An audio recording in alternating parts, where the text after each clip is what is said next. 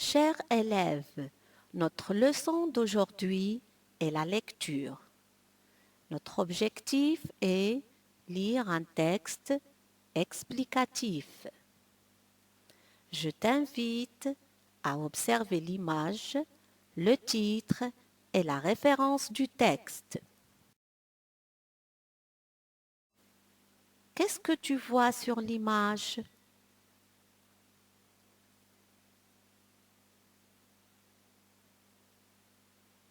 Très bien. On voit un garçon, des arbres, une forêt.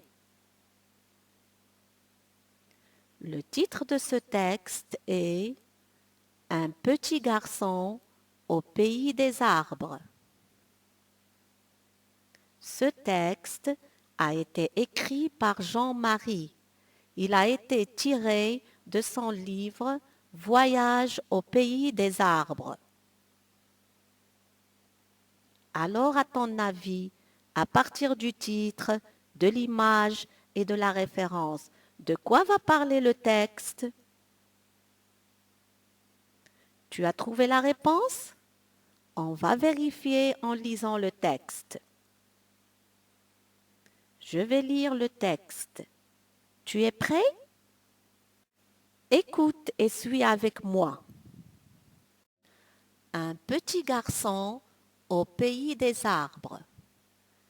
Les gens qui ne savent pas écouter les arbres disent que les forêts sont silencieuses.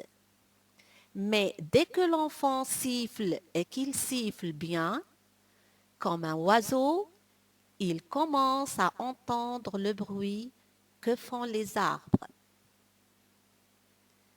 Il y a des craquements de branches qui se dressent, des feuilles qui se mettent à trembler.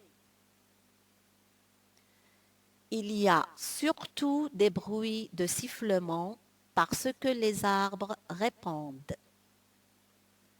Ça, c'est le langage des arbres. Si tu ne fais pas attention, tu peux croire que ce sont les oiseaux qui sifflent. L'enfant a compris que les arbres vivent et réagissent. Maintenant, on va expliquer les mots suivants. Silencieuse, siffle, bruit, craquement.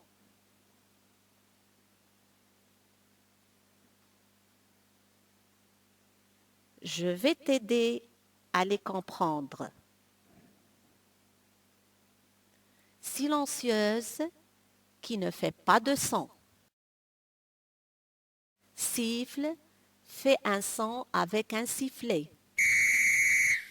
Bruit, un son qui dérange. Craquement, un bruit. Tu comprends le sens de ces mots maintenant? On lit le texte et on relève les expressions qui montrent que la forêt n'est pas silencieuse.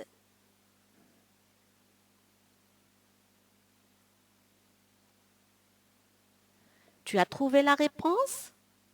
Les expressions qui montrent que la forêt n'est pas silencieuse, le bruit que font les arbres, des craquements de branches, des bruits de sifflement, les oiseaux qui sifflent. Je lis et je relève le contraire du mot silence. Tu l'as trouvé?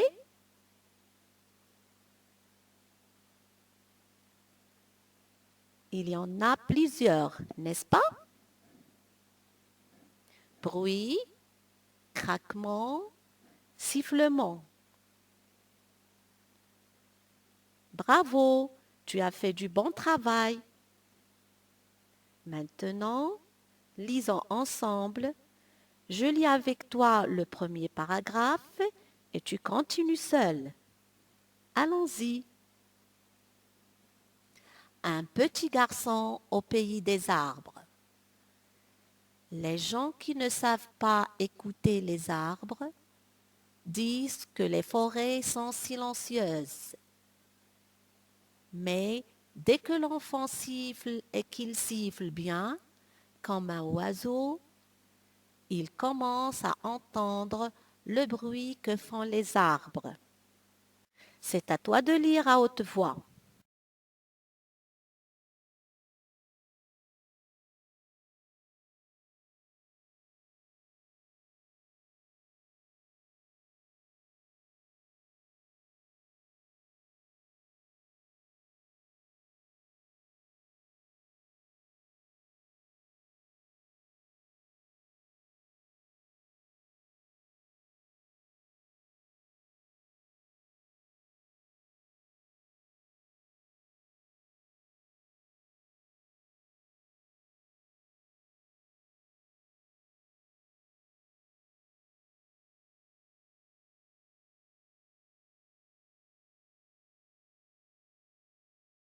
Bon travail.